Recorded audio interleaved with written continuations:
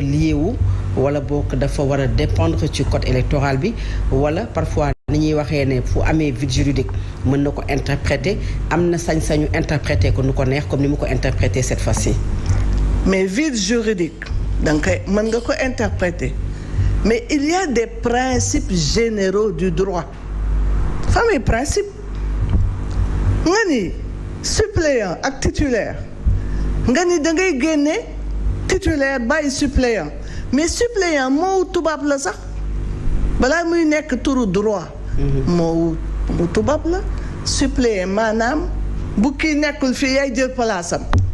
su fekkee ne liste ñu war a jël place rek place kan la ñuy jël nañ seet ndax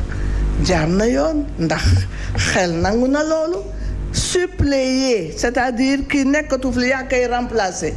bu ñu nee nag ay ñoo xam dañuy remplacer rek la ku ñuy remplacer moo tax liste yi benn lañu benn image rek la man toujours mu ne nga jël lii rek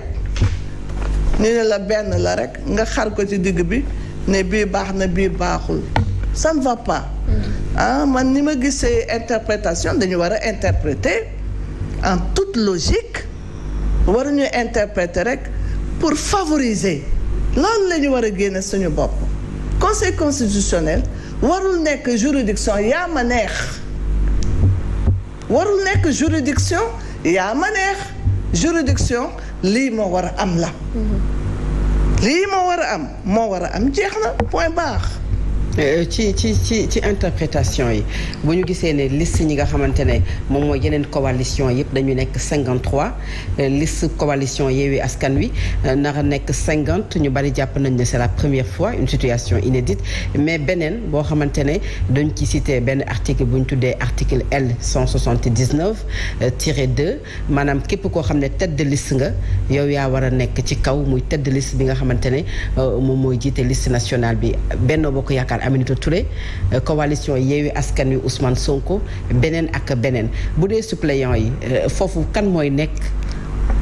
tête de liste bi photo bi naka lay demee ndax yomb na expliquer aujourd'hui aux Sénégalais. Fatou Abdou texte bi ma def dama ni li ma gis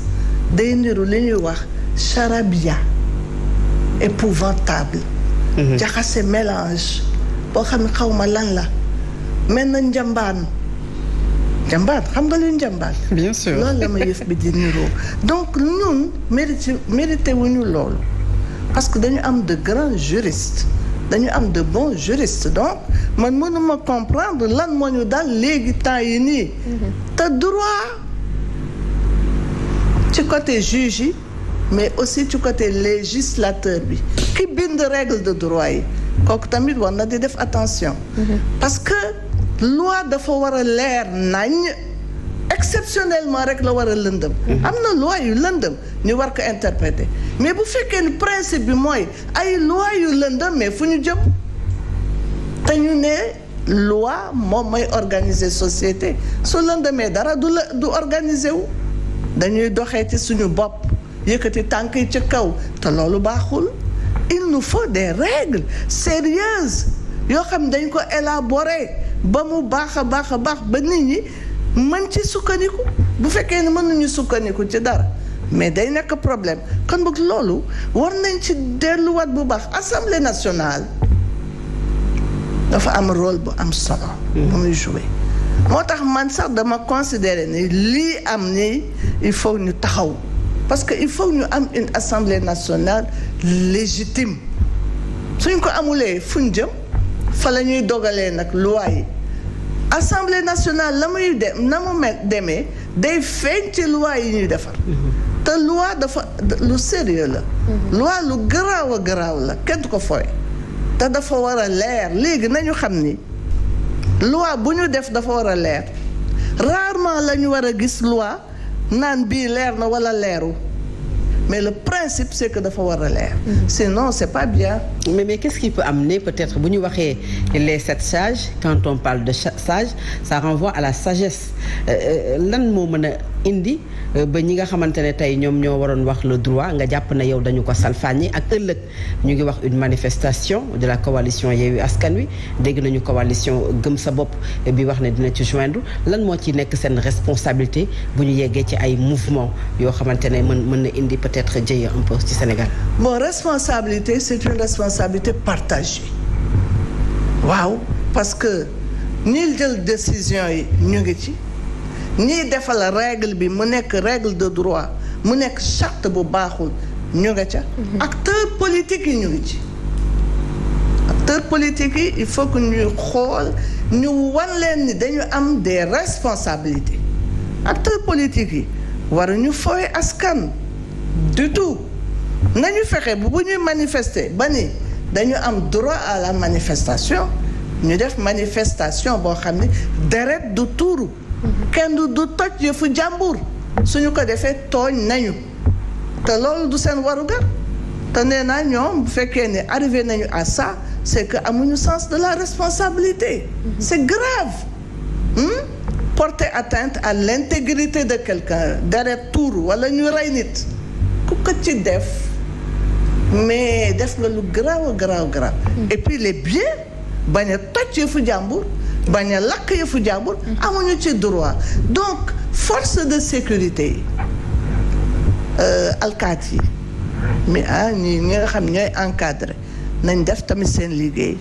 encadré leen ndax dañu am droit à la manifestation encadré leen ba nga xam ni dara du yàqu kenn du gaañu kenn sax du daanu ci suuf waxatuma di gaañu kon bokk loolu c'est une obligation et je demande vraiment au chef de l'État président de la République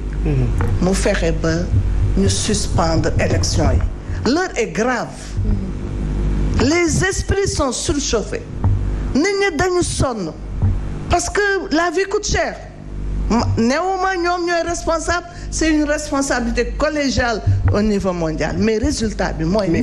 dañu sonn ñu valider seen candidature ils disent le contraire qu'il faut aller aux élections c'est pas parce que deux coalitions am nañu ay jafe-jafe qu'il faut suspendre ces élections ou reporter ces élections pour faire plaisir ci ñaari coalition yooyu. Mais il faut faire des choix gis nga àddina day am moment yoo xam ni il faut nit ki def choix yow bu fekkee ni da nga considérer sa waxtu ñëw na da ngay choisir entre forcer pour ñu dem wala forcer pour dëkk bi yàqu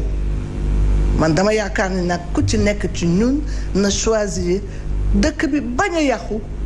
kenn benn deret bañ a tuuru fitna bañ a am ndax am nañu yeneen yu ñu xalaat am nañu yeneen problème yu ñu war a régler ku ñu ci doolil nag sonal nga ñu ku ñu ci doolil sonal nga te amuloo sens de la responsabilité kon boog man li ma yaakaar ni mooy nañ leen tey ne tekk tey wan ñu yoon wi maanaam nañu suspendre affaire bi te maa ngi interpeller le président de la République parce que c'est le président il n'a qu'à prendre toutes ses responsabilités pour ñu suspendre affaire bi mën a toog autour d'une table waxtaan trouver des consensus reprendre ces élections. D'accord alors hormis sax ñi nga xam ne ñoom defuñu benn erreur jàll nañu ñuy jàpp ni xëy na report bi ce serait injuste par rapport à ñoom ndax parler de report en ce moment c'est pas trop tard ndax les dés sont déjà jetés ndax waruñu xaar ba weesu ko bu ko defee ñu càmbar erreur yi nga xamante ne moom la ñu defoon wala quoi ki ñu waxtaanee ko wala def ay réformes pour prochaine fois. Mais su fekkee ni jàmm dina ne ñooy kenn du ko waxati. waaye nag situation bi dafa jaxasoo situation réew mi bu ko kenn sofanteel dafa jaxasoo xel yi daluñu parce que xamuñu de quoi demain sera fait léegi kon bokk nañu arrêté lii parce que lii ni muy gisee muy demee xel yépp mën nañu yaakaar ni problème dina am ñaanuñu ko nag moo tax daal man bu doon sama sago dañuy suspendre waxuma ñu annuler suspendre toog réfléchir seet lan la ñu war a def dem ci na mu gën a jekkee na mu gën a rafete man benn toq deret sax bu waddee rek sax c'est que c'est un échec te ñaanuñu échec am kon boog loolu daal je pense que c'est un haut sens de ce serait un haut sens de la responsabilité. ku mel ne man yaay